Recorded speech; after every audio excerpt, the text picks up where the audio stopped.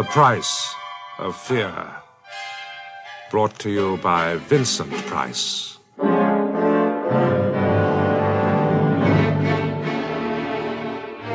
Hello there.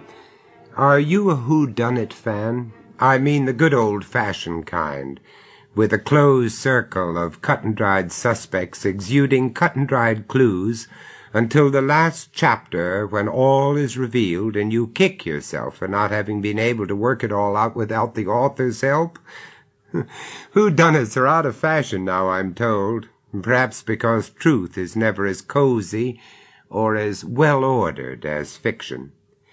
I was once in a position where I found I had been in possession of certain facts, the significance of which had for years eluded me. This was just as well, because I was spared the final and horrifying knowledge, which was itself a killer.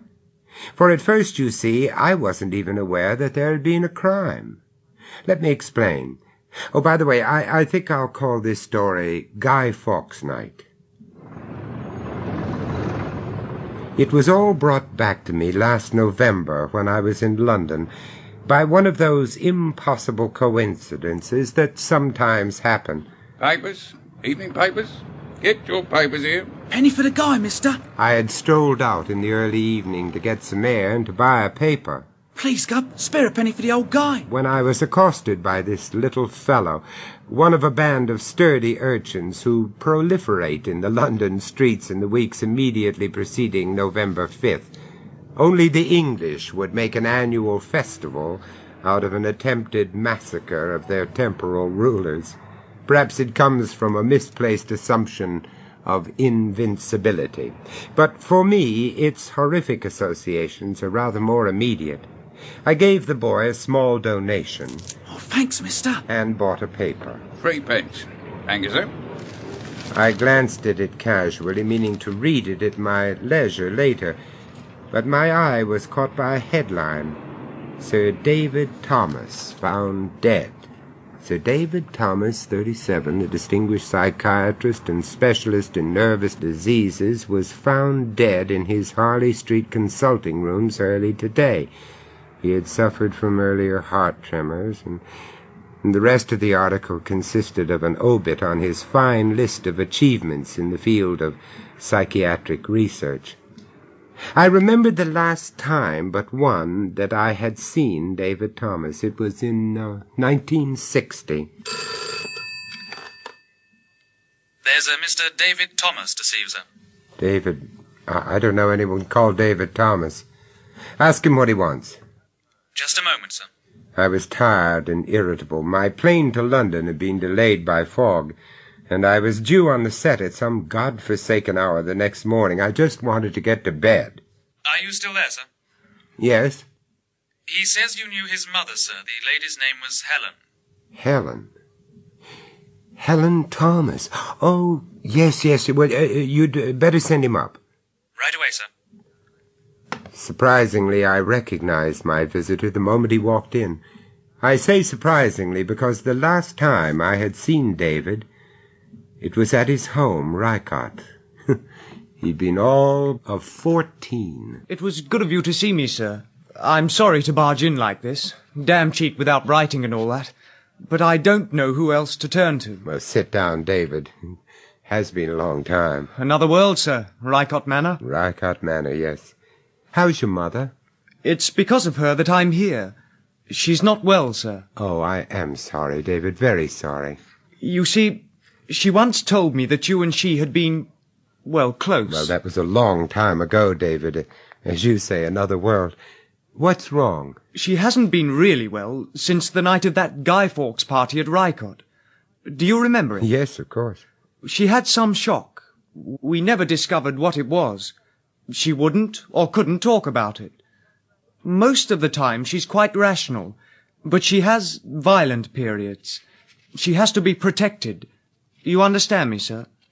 She lives quietly at Panton Sanatorium. But can't she be cured? The doctors and nurses are very kind, but it seems her mind has gone. Oh, no. Oh. At first I couldn't accept it either. Mother had been such a gentle person. I resented a God who could let such things happen. Even her doctors didn't seem able to help her. So I made up my mind to become a doctor and try to beat them at their own game. I take my finals next year. Then I hope to specialize. Well, of course, I wish you all the luck in the world, David. That goes without saying, but I really don't see how I can help. Oh, but you can help, sir. You see, Mother won't see me. Oh? She won't even have me in the same room with her. And she won't tell anyone why. Well, You could see her. You were there that night.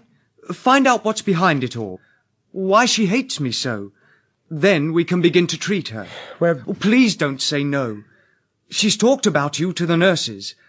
I don't think they really believe she knows such a famous man. Please do this for me, sir. I know she'd love to see you. Would Helen really be so pleased to see me after all these years? We'd been art students together at London University way back in 1935.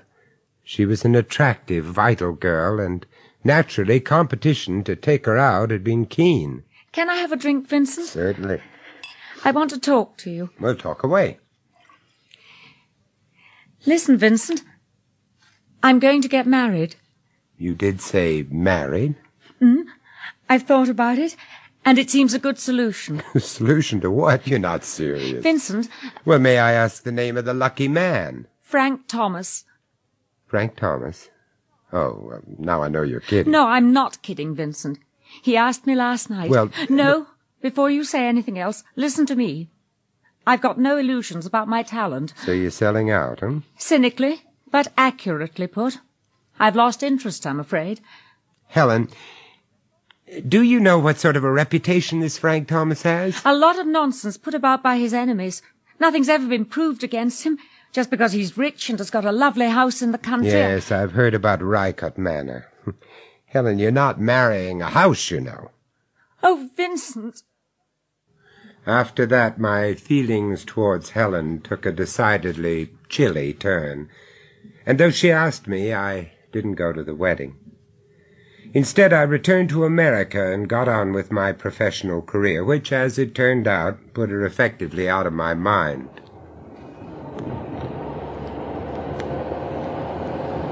I do appreciate you coming to see Mother, Mr. Price. It's all right, David. It's a pleasure. I think we've not far to go now. Over the crest of the next hill. It's pretty country, isn't it? Yes, but then I always find the English countryside captivating. The house lies in its own grounds, just like Rycott. Do you remember the old home? My only visit to the Thomases' home was some 15 years or so after that last night out with Helen. I was back in England to discuss a new movie when one day, totally out of the blue, I received a letter asking me to attend a Guy Fawkes firework party at Recounted Manor. At first I couldn't think who I could possibly know at such an exalted address. Then I realized that it must be Helen. Although we had not parted on the best of terms, my curiosity got the better of me. I badly wanted to know how things had worked out for her, so I decided to accept the invitation. I couldn't get away from town until late, which meant I arrived at the house after the other guests had finished supper. It was one of those deliciously crisp evenings peculiar to fall in England, so I paid off the taxi at the bottom of the drive and approached Recounted Manor across the lawns, the best way to see it. Fairy lamps had been strung along the trees in front of the terrace, and I could see the great bonfire waiting to be lit. Above it, as if surveying the scene, was the Guy. It was tied to what appeared to be a plank, its head fastened back so that the straw wouldn't fall out. Silhouetted against the lamps, twinkling in the trees and the lights from the house, it looked uncannily lifelike. I even fancied that its eyes caught the light, reflecting it like those of a cat. It was obviously constructed with the loving care of an artist. Helen met me at the door. Vincent! Vincent, how good to see you. Here, let me take your coat. I want to talk to you alone before we join the others. Frank is resting in his study, so I'll take you into the morning room. How like Helen I thought to have a morning room. Well, the world-famous film actor. Oh, I'm so pleased for you, Vincent. Helen, let me look at you, Now, How have you been? I read in the papers that you were here, so I thought, for old time's sake... Helen. Yes? How have you been? Do you want a truthful answer, or merely a polite one? Is it so bad? If you say I told you so, I'll send you packing at once. But I told you nothing you didn't already know. That makes it worse. Well, go on, tell me. I have everything material that I want. I go short of nothing.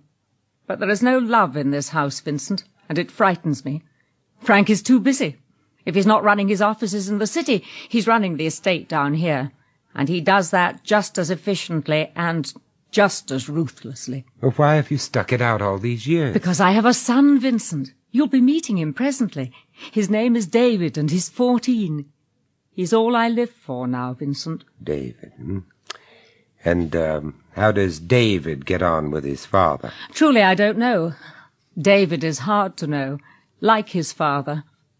Sometimes I think he hates him. Oh, my poor Helen. Please don't pity me, Vincent. I've been holding on to my self-control for years, and it wouldn't take much to let go. David is a sensitive, intelligent boy, but their interests are totally different. David takes after you. I fancy he has artistic leanings. Yes, possibly. But why do you say that? Well, my dear, I'm deducing that he built that guy I saw as I came here. It's a remarkable piece of work, you know. There's some haunting quality about it. Thank you. He'll be pleased. He worked hard making it. If your son becomes an artist, you won't have wasted your own talent, you know. Thank you, Vincent. That was a very nice thing to say. I want to send David away to boarding school. I think it's important to get him away from his father's environment. Oh? You see, lately their relationship has deteriorated. Oh, what caused that? Anything specific? Well, there was a rather unfortunate incident about 2 weeks ago. 2 poachers were caught on the estate, a crime Frank won't tolerate. They were trapped in a copse, and Frank gave orders to smoke them out. David was there when they were brought out. You see, the men had stuck it out to the last possible moment, and they were so blackened and scorched that their features were unrecognizable. Most of their clothes had gone, and they just lay on the ground and writhed in agony. 2 died in hospital. It's touch and go whether the 3rd will recover. Helen, my dear, that's inhuman. Didn't anyone make a complaint? It was hushed up. After all, it wasn't Frank who was breaking the law. He was just protecting his property. Helen. And then there was the incident of the puppy. What puppy? Well, stupid, really. But, Father... My God, sir, don't be so namby-pamby.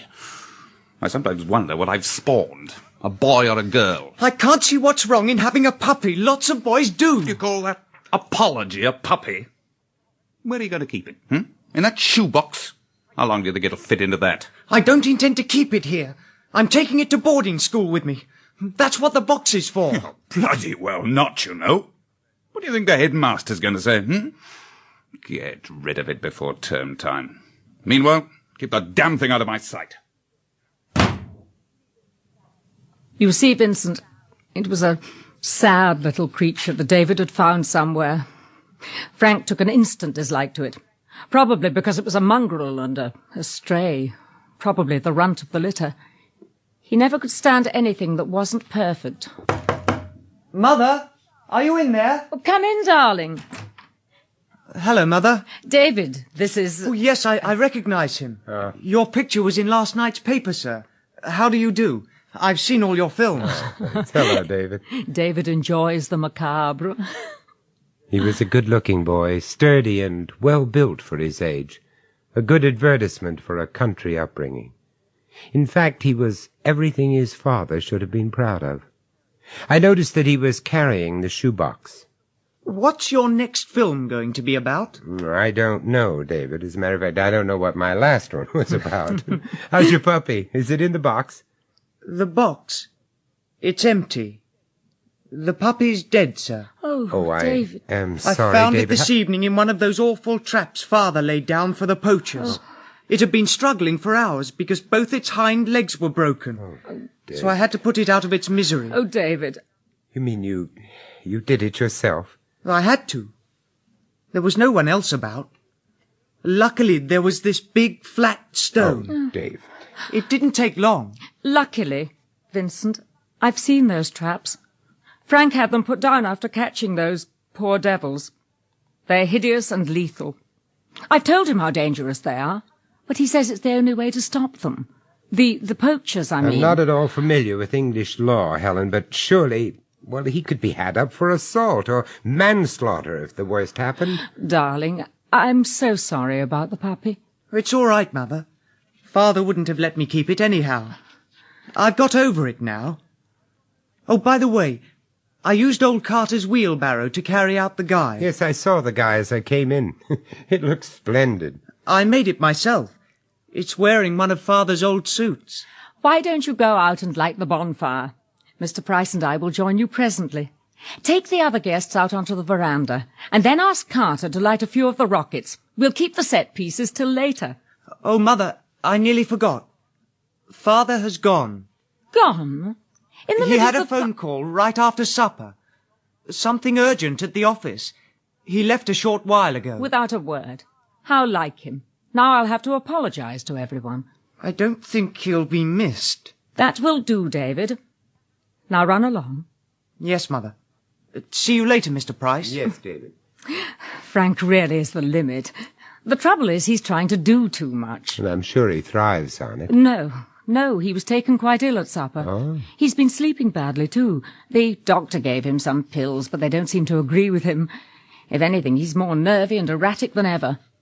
The dislike he took to David's puppy was completely irrational. It's David I'm sorry for, Helen. Yes, poor David.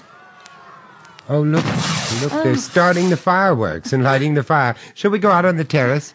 Oh, by the way, will you be warm enough without a coat? Yes, thank you.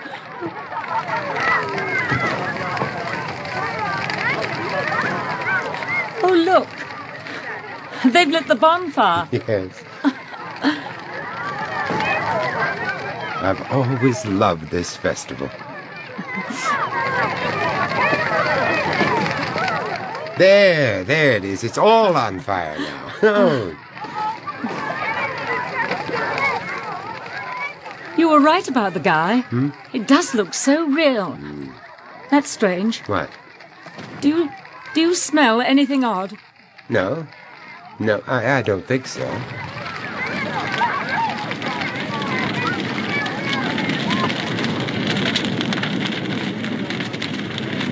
I never had a chance to talk to Helen alone again that night. Suddenly I realized that it was much later than I thought, and I would have to dash if I were to catch the last train. For some reason I had no wish to stay in that house, and Helen was nowhere to be seen. I did see David, though, and felt that if I sent my goodbyes through him, I could drop Helen a line the next day.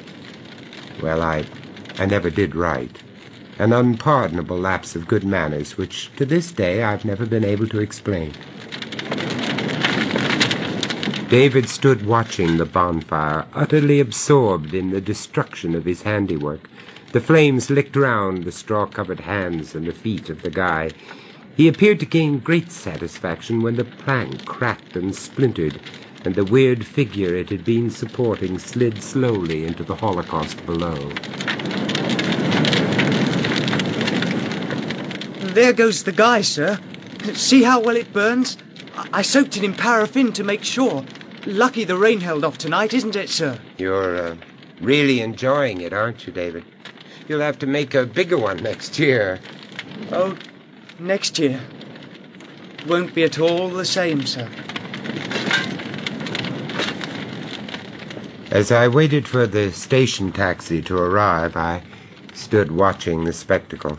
Helen had been right. There was an acrid tang in the air, which I put down to the wood smoke, possibly mixed with the approach of a November fog. There's always something splendid and grand about the slow burning of a great fire. I couldn't help comparing it with the fires used for the burning of witches and heretics at the stake, for after all, symbolically, that is what it was. The laughing guests standing round watching seemed to lose their identity and assume other roles. They became judges, officers of the Inquisition, gleefully satisfied as their tortured victims turned and twisted and shriveled in the purging flames. I guess that's what being an actor does for you.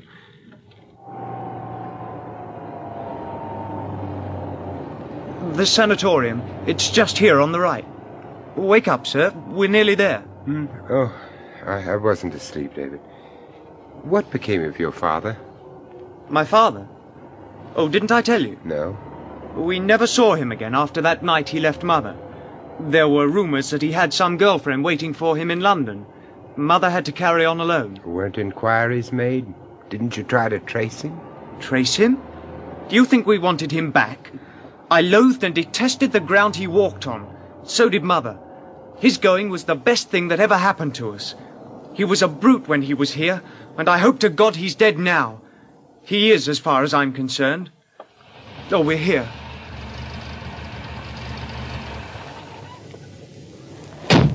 I followed him into the large house.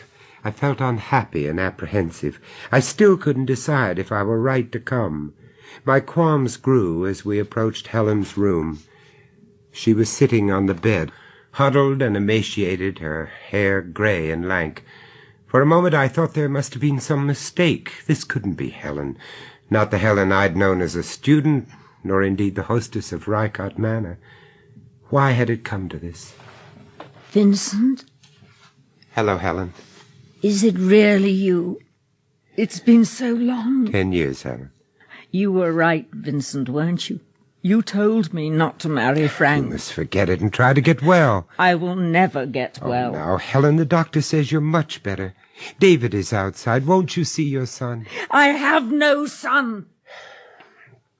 Tell me what's wrong. Won't you let me help you? You can't help me. No one can. Well, then just see David. I'll fetch him for you. No, I won't see anyone. No. It's all right, Mrs. Thomas. Now, calm down. Nobody's forcing you to do anything. Should I leave? Doc? No, please don't go. Don't leave me. Just a few moments then, sir. Do you remember that night, Vincent? And that smell, that dreadful smell. Helen, I can't smell anything. It's all right, sir. It's one of her fantasies. And the pills. Has anybody looked for the sleeping pills? Helen, my dear, please be quiet. If I could only find out what's troubling you. Oh, Vincent, I looked for you, but you're gone. Why did you go off and leave me? You never even said goodbye. You never wrote, not a word. Helen, I know, I really... It doesn't matter, not anymore. Nothing matters now.